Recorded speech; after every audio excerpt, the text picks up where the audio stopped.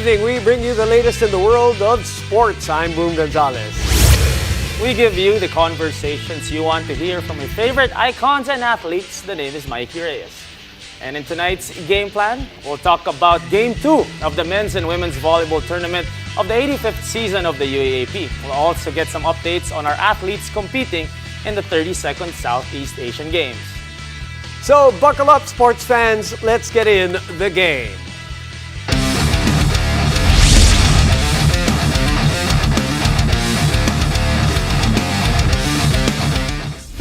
Welcome to the show. Repeat or redemption? That is the question. That is the theme of the finals. Now, while fans cannot wait to see both the DLSU Lady Spikers and the NU Lady Bulldogs as they battle it out, these two teams are laser focused on getting game number 2, but for two different reasons. And joining us to take a peek at what's in store for the women's finals matchup on Sunday, finally, is Jamie La Victoria. Welcome back to the game, partner. Thank you, guys.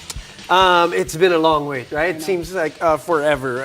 Well, let's start with the team that is one game away from taking the championship this year. What was their edge, or what is their edge going into game number 2? Well, going into game number 2, it's really important that they stay consistent. And it's important that Mars Alba really distributes the ball evenly. In game number 1, a lot of the attempts were given to Angel Canino, around 72, which is a very high number, but she was able to manage. But in order for them to win this game, they really need to set more balls to the middle. Mm-hmm. How about for NU? I mean, obviously they're going up against powerhouse team with La Salle. Backs against the wall, they want to force a game 3. What are the adjustments that you think they need to make? Well, it's important that NU thinks very smart in terms of offense. They need to vary their attacks.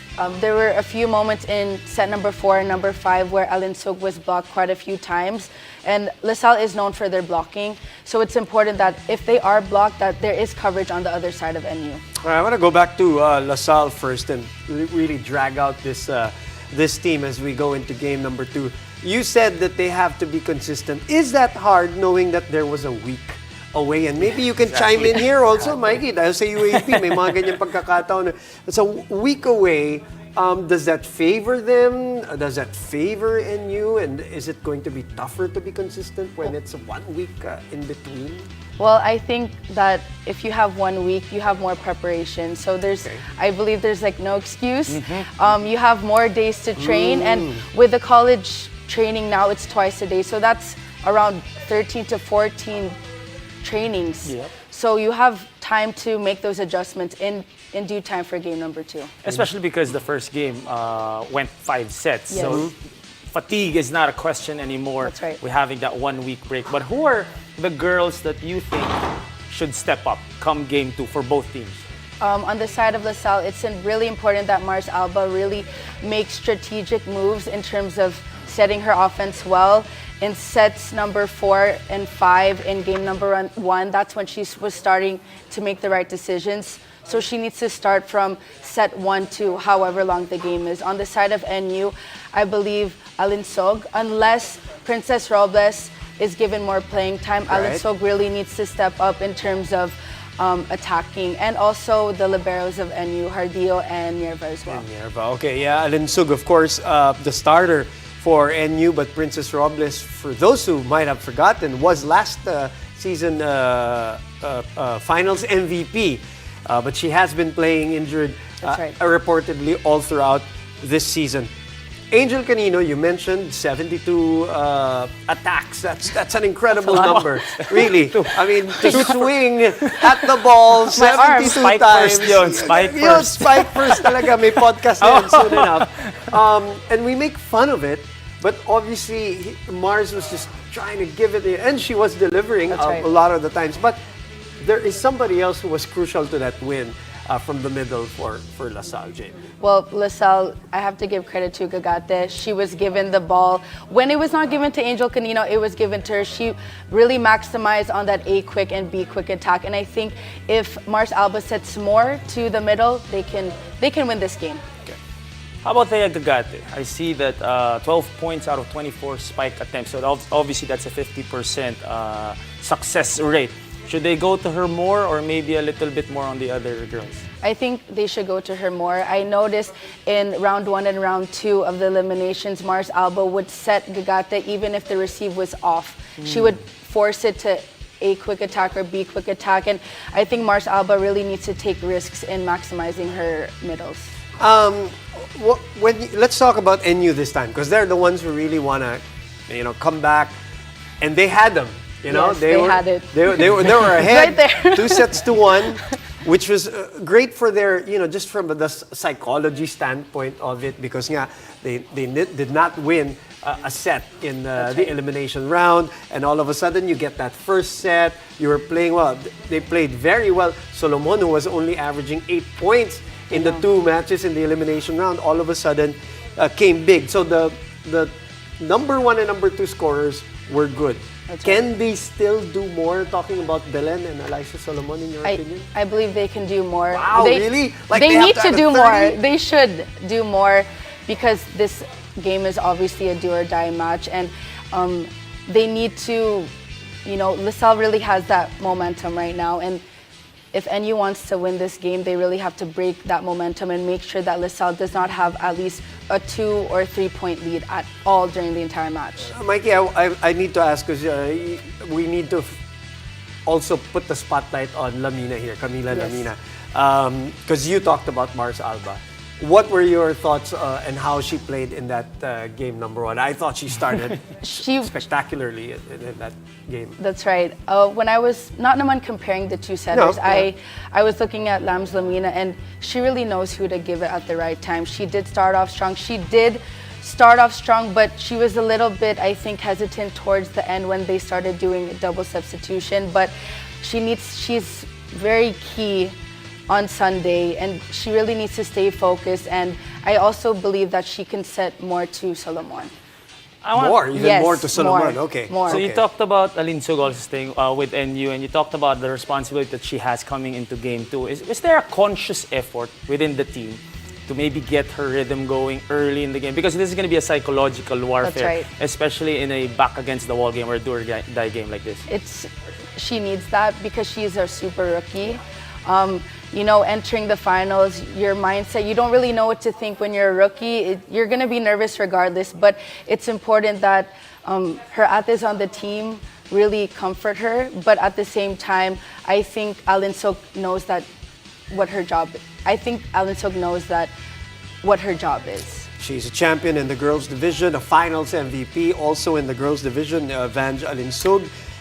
X Factor, do you have an X Factor? Somebody we haven't mentioned, but may come out big and may be the surprise package for either LaSalle or NU. On the side of NU, I would have to say Pangilinan because Erin. Erin Pangilinan, because we don't know yet if Turing is going to play. Correct. And if she cannot, we have Maaya there who can play in for her. But Pangilinan, I noticed in game number 1, has been fighting, and I think she needs to get more balls from Lamina. Scored in double figures also, Which is the first time that a middle blocker scored in double figures against LaSalle from National University. And of course, well wishes to Sheena Turing, who went down on that knee injury. Well, we can talk volleyball all day long. And we will! We will. Wag kang aalis dyan, Jamie. We'll go back to you because after the break, we'll get the latest from our national team athletes at the 32nd Southeast Asian Games. Stay tuned.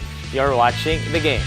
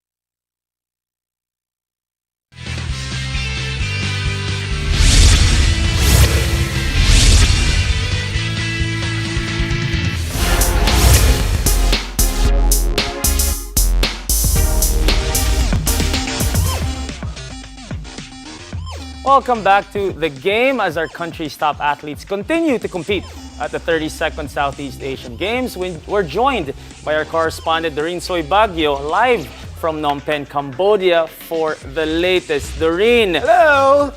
How are you? Hi guys! Hi guys! It's been a while. I feel like I haven't seen you in forever. I know, but let's get right into it. A big win for our women's national team in volleyball. Right. Straight sets over Singapore. They booked a slot in the semis. Talk to us more about that. Right, our women's volleyball team, as you said, booked their ticket to the semis after defeating Singapore in 3 straight sets. That's 25-17, 25-14, 25-13. And beyond the win, what Filipino fans, both here and back home, were very happy to see was the phenom Alyssa Valdez making her return to the hard court. She played as a service specialist in the first 2 sets, mainly staying in the back court. But in the 3rd set, Alyssa scored the winning spike, which also happens to be her very first spike in a game since December 2022. So now we have a 2-1 standing, and the Philippines will be battling it out with the powerhouse Thailand tomorrow to keep our hopes alive for a podium finish in women's volleyball. Right, of course, Alyssa has not played since December of 2022, so that must have been very emotional for her. Emotional ending to that match, Doreen, as they all converged on Alyssa Valdez for that Right. winning point. Tell us about that scene and tell us about the emotional outpouring. Sabi ni Alyssa, she was shook to get that last point, and above all, very grateful to have been given that trust at such a crucial time. Actually, nakwento sa akin ng PT ni Alyssa, si Harry Ranieses, that Alyssa actually pulled him right after that game, and she was crying because she was very happy to finally be there on the court with her teammates to help the team out in-game, especially as team captain. And even Michelle Gumabaw, I think kita sa camera yon, na she was crying after that game-winning point by Alyssa. Dahil sabi niya na she and the rest of their teammates back home have witnessed yung struggle ni Alyssa to get back to game shape. So seeing her do that, it was an emotional moment for her as well. Nice, nice. Well, obviously that's Alyssa and Michelle. We're talking about 2 icons in Philippine volleyball. Doreen, let's go over to Wushu. 5th SEA Games gold medal for Agatha Wong. What's the vibe like over Right. there? Obviously, she has been dominant in Wushu for the past couple of SEA Games. So what's it like with her and how is she going? How was that win for her, this latest gold medal? Actually, it was something she did not expect. In her first event, I believe it's called Taiji Kwan, she placed 3rd. But she got back to 1st place after her Taiji Jian performance. So far, sa buong SEA Games career ni Agatha, she had 5 golds, 2 silvers in total. And this feat is even more impressive given the fact that Agatha is actually juggling Wushu with med school, which is also precisely the reason why she didn't expect to win 1st place. She had very low expectations of her stint here, Yeah. and yet, look at her, elite as can be with 5 already gold medals all in her career. Yeah. Now, a sport close to my heart. As you know, Doreen, talk about the domination in tennis Yes. here in the SEA Games, please, because I know you were right there, even trying the sport for yourself. Yes, I was right there, Boom. And nakaka-proud dahil all 5 na soft tennis competitions na sinalihan ng Philippine soft tennis team natin this year, meron silang podium finish. So we got gold in women's team, women's doubles, men's singles, a silver in women's singles, and a bronze in men's team. So it was a huge win talaga for them, and above all, mas nakakabilib yung yung pagsasama ng team, kung paano nila hinahandle yung buong journey nila going there. And of course, to cap it off is the Joseph Arcilla story, taking Yes. the gold, and his brother, the coach of UST, they won the tennis also in the UAAP this year. So what a celebration for the Arcilla family. Doreen, maraming salamat. You guys are doing such great work there. We'll hear from you soon Thank again. you. Thanks for joining us tonight. Thank you, guys. Nice seeing you. And after the break, we'll get back to more volleyball action as Mikey promised, this time for the UAAP Men's Finals action. Stay tuned. You're watching The Game.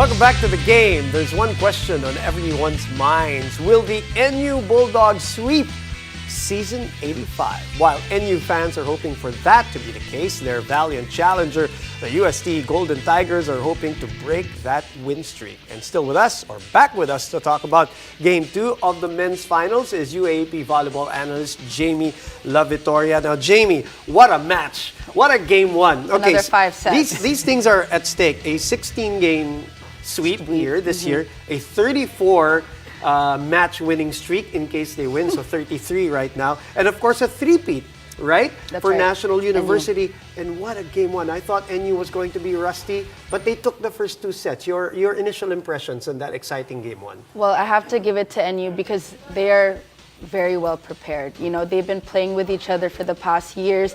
In their off-season tournament, they also went up against UST in the finals, and it actually did go to Game 3, and you lost in Game 2 in 5 sets. So there could be a possibility that there could be Game 3, but we won't know until Sunday. Well, you wrote here, or you gave us an answer, you talked about the consistency of NU. Hindi ko alam kung ano pang mas consistent sa 15 straight wins, but you also said that you think yung gigil factor, which I believe medyo mas makikita natin yun. Siyempre, they're basically 3 sets away from a championship and that sweep. How do they control their emotions coming into this game? Well, entering Game 2, it's important that, you know, when the pressure is on, or even if they're ahead 2 sets or none, they have to stay calm. There have been games in round 1 and round 2 where most of their games have been 5-set matches, and they can win in 3 or 4 sets. So it's important that Almendras, Budin, and Mukaba really stay calm, because that's where the majority of the balls go to from Retamar. Game number 2 might have a bigger crowd for them too, because it will be on the same day that the women's team is going to be playing. So that giggle factor that Mikey was talking about can be in play there. Now, we talked about Angel Canino and how she shined in her first finals. This is what I was looking out for Budin, for Buds, but he played so well in game number 1. He's so calm, but when he attacks, it's obviously not as calm. He is a very well-rounded open spiker, not just in attacking, but also in the back row with back row attack and also service receive as well. Very steady player. Not bad for a rookie. Oh my gosh. Not bad at all. Not bad at all. But who else? Not bad. Not who bad. else? Okay. Who is the key for NU here? NU, I always go back to the setter. It's really Retamar. He is really the player that is orchestrating the offense well on the side of NU. There are moments where his teammates make errors, and you can just see his face, and he's like, he's the one that needs to stay calm, but he's like, come on guys, just get the ball over. And we hope that his knee is okay, That's because right. he bumped knees with, was it with Josh or G-Boy? With Ibanez Josh. All right. That's right. Okay, so let's hope that he'll be okay for game number 2. But first, let's talk UST now. Well, sabi nga natin, NU is on the verge of a sweep, but if there's one team that can challenge them, they were right there. They're right there, 5-setter. What do you think their mindset should be coming into this game? Is there a little bit of more confidence for them because they saw that they can push NU to the limit? I think they are entering with confidence. Like you just said, if there's a team that could beat NU, it is UST, and it has happened in the off-season tournament. I think what they need to do now for the in-game adjustments entering Game 2 is they need to serve much stronger. Not saying they need service aces, but NU is a team that thrives on first attack, and you can't be serving very, not even easy balls, but you need to serve heavy. All right. It was in 5 sets. It was a comeback in the 4th set, which really, UST showed some character there. Not bad for a first time, because it's about 11 years yata since they were in the finals. So for them to come back in that 4th set and actually have a lead in the 5th set, they had a 9-7 That's right, lead I in know. the 5th set. Tama si Mikey, talaga really pushed the National U. So what should they do better now, knowing that they had them, just like the ladies also had the lady spikers, right? Well, it's important as they enter Game 2 that they dig deeper, and when I mean dig deeper, they really need to stay focused from whistle to whistle. They can't let unforced errors. They had 40 yata, They had 40, and and then you had around 33 almost. So volleyball is a game of mistakes, but it's how you recover after the mistakes. So it's important that USC and NU lessons their unforced errors. I want to stick with UST for one more question because a key stat here is you talked about their service.